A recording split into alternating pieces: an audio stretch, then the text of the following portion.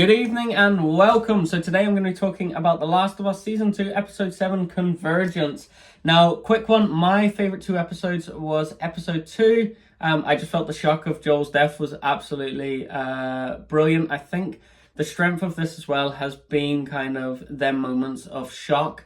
And also Episode 6, which was phenomenal. I think the strength of last season was Joel and Ellie's relationship, and also the acting of Bella Ramsey and Pedro Pascal. I had question marks of whether Bella Ramsey could carry the show because I thought, that's it, Joel's dead, Episode 2, we've got 5 more episodes to go, can Bella Ramsey hold this up on her own? But no, they brought in the flashback sequence, they had a whole episode dedicated to Joel and Ellie's relationship throughout the years, and I just absolutely adored that final scene on the porch, and I thought, yeah, this is fantastic the way they have portrayed them 2 episodes. So the shock of Joel's death, obviously Episode 2, which I felt came very early, but it's very understandable now because obviously they needed to hit into the next narrative of Bella Ramsey's character Ellie trying to chase down Abby, and also we had that episode of Pedro Pascal and Ellie building their relationship through Episode 6. So it's very smart the way they have layered this series. Now, I'm going to talk about the ending and my thoughts and opinions of where it's going to go.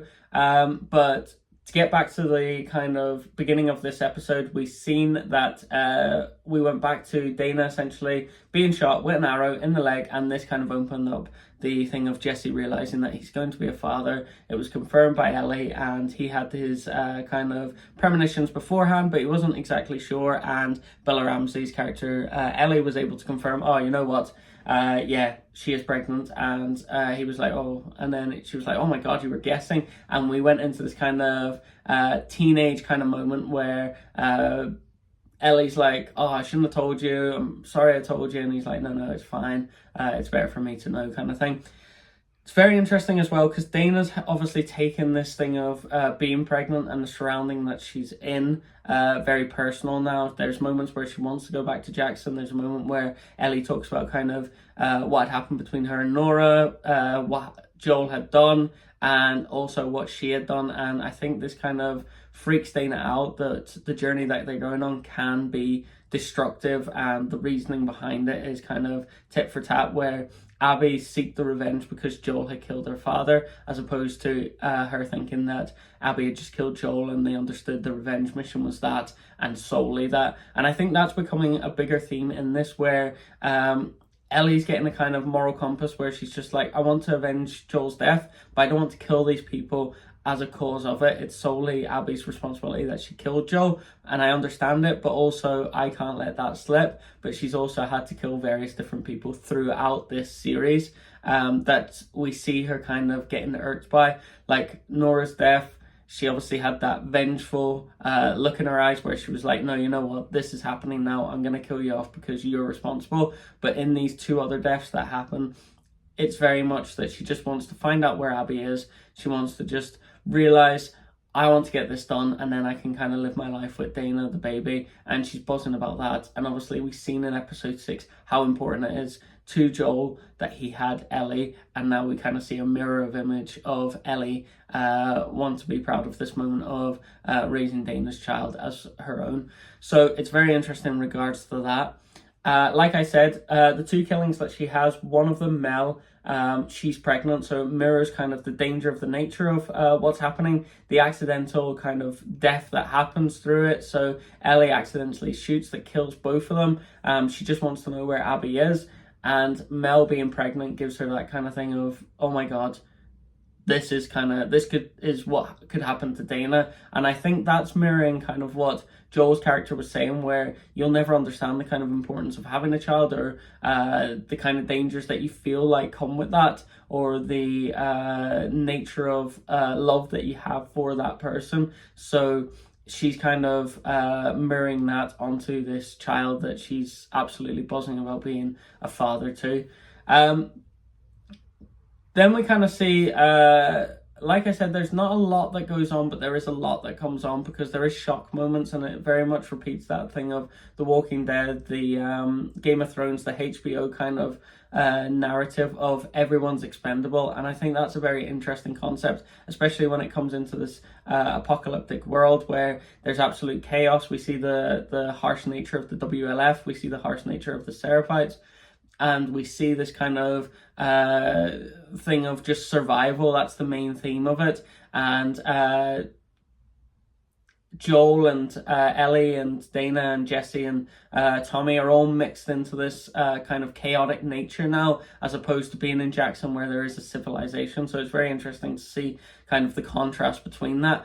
We got a snippet of Isaac who talks about kind of if he dies and if the other person dies, then Abby's very much should be the leader of it. She's kind of gone AWOL at the minute. No one knows exactly where she is. But his fear is that if there is no leader for the WLF, they'll just get slaughtered like sheep. And it's very interesting to kind of see the emphasis that they have on Abby, and also the kind of respect that they have attached to her name, because they hold her in high regard, that if there's something that's wrong with Abby and us two die, then the WF will absolutely fold. So it was very interesting in regards to that concept that Isaac was able to say that. And also we have kind of that snippet because, as we've seen at the end, there will be a story that kind of pushes the narrative of Abby, because we've seen at the beginning of this series where it was Seattle day 1, and at the end of the Ellie story, it was Seattle day 3, and then whenever it changed over to Abby at the final 5 minutes, then it was Seattle day 1 again. So we will see Abby's story, which I think mirrors the game. Now, Jesse's finding out of the having a baby, obviously his excitement around it. He's kind of always played the good guy. He saved Ellie. He has this kind of image that he'll go into the council. He'll live in Jackson. There was a moment where he was able to run off with this girl from Mexico, but he declined that because he wanted to repay the favors of Jackson raising him, and the people of Jackson raising him. And then he dies, and that whole thing falls into the narrative of, like, everyone's expendable. You have this great moment of, oh my god, he's going to be a father, what a great thing. They just need to get Abby, and then obviously her death then, and he'll be able to be a father, live in Jackson, all this kind of thing. And he has this kind of path set out for him, but then he gets killed off, and then you're like, oh Jesus, where do we go from here? So we've seen them 3 kind of deaths. We've seen the kind of impact that it had on each character. So obviously Dana's child's father's dead now. Obviously Mel was pregnant and Ellie killed her, and had them ramifications of thinking about probably Dana and the situation that she's in, and also the kind of easy nature of death. The thing then, and I know I'm rambling a bit, but I want to hit these points, is that at the end, Abby kills Jesse for the fact that she thinks that he killed her 2 friends, which wasn't the case. It was Ellie, and Ellie admits to this. And then Abby goes to shoot Ellie, and then there's a blackout, and then we get to Abby, who wakes up from her bed.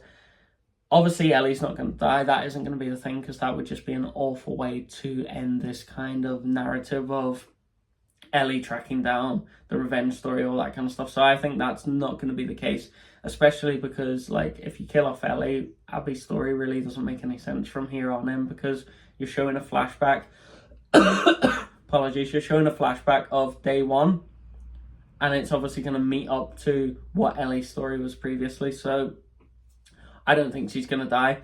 The thing I don't like about this is it's going to take 2 years for this to come out. Now, unless you watch season 2 again and then you watch season 3 straight off, I can understand where you're going to be like, oh, this is seamless. But if you don't watch season 2 again, it's going to seem like there's such a huge gap between them. And I think it works well for the game, because you play your whole thing as Ellie, say, for 10-12 hours. And then you play your whole thing then of Abby, 10-12 hours. And say at the end then their timelines meet up. So you have the gunshot, there's a little speech at the end. You understand why Abby's done all this. You understand the relationship maybe that she had with her father. You feel the sympathy that you get from Abby having to go on this mission, that she has to kill Joel to, and it mirrors with Ellie's thing of she has to kill Joel because essentially that's what she needs to do to avenge her father. and she didn't want anyone else to get in the way. She just wants to kill Joel, and Ellie wants to just kill Abby because she wants to avenge Joel's death.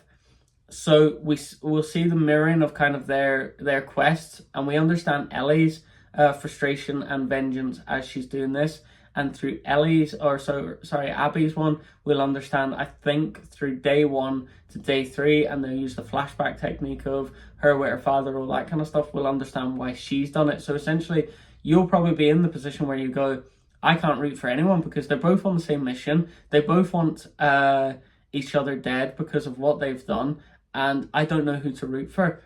And I think that's where the writing's going to get to, where you have this incredible story in season 1, you have this story in season 2 then, that makes sense for the vengeance of it, and then for season 3 you'll have Abby's story, say for example, and then they meet at the end. There's going to be some kind of fight, there's going to be some kind of conflict, but you yourself will be like, Jesus, I don't know who to root for, because I've seen both stories and both of them are kind of doing it for the same reason. They're avenging the death of someone, and Abby needs to do it now for survival because she knows Ellie's going to kill her, and Ellie's doing it now because she needs to avenge Joel's death. So they're kind of in a position of Abby needs to survive and Ellie needs to do it to avenge Joel's death. So it's a very interesting concept in regards to where they're going with this. The only flaw I have with this is that, one, it's going to take ages for this to come. So when you have the 2 years of missing out on the show, then it doesn't resonate with you the same, because I have the shock value of Joel dying, I have the shock value of them reconciling, I have the understanding of Ellie then going through the whole thing of vengeance, vengeance, vengeance, and you're on that path every week with her. But once 2 years hits, it won't have the same impact of, oh, Joel's dead, like, and they've had this moment and she needs to do it because 2 years have passed. So Joel's death isn't as shocking or isn't this thing the second time watching it, because you know it's going to happen. So that build-up of, go on, just avenge Joel, and the love that you had for them in season 1, of knowing that their relationship was built up, and then season 2 you go in, oh my god, let's go, then you don't have that for the next 2 years, because you'll see Abby's story. It won't touch on anything that's done with Ellie or Joel or any of that kind of stuff. So you're missing out on 2 years, and also that feeling that you have as an audience of, oh my god, this needs to be done, this needs to be done, this needs to be done, because time has passed. It's like that thing of time heals all wounds. You won't have that push for it. So I feel that's a big thing that they've missed out on, where they're going to tell Abby's story, you're going to be like, all right, I understand it, but there's no kind of passion there. Well, if they'd done Ellie's story and then Abby's story in a few episodes, then you'd be like, oh, I can understand it, but you still have that frustration that she's killed Joel. But I think that once that passes in 2 years, then I think telling Abby's story, you'll just be like, all right, that's Abby's story. It'll feel like a completely different series with Abby's story being told.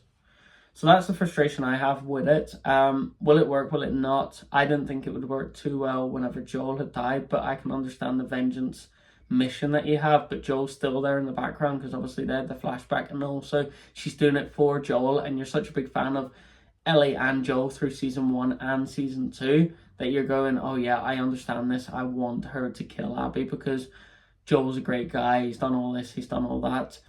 And you've had that bond with him throughout the whole thing.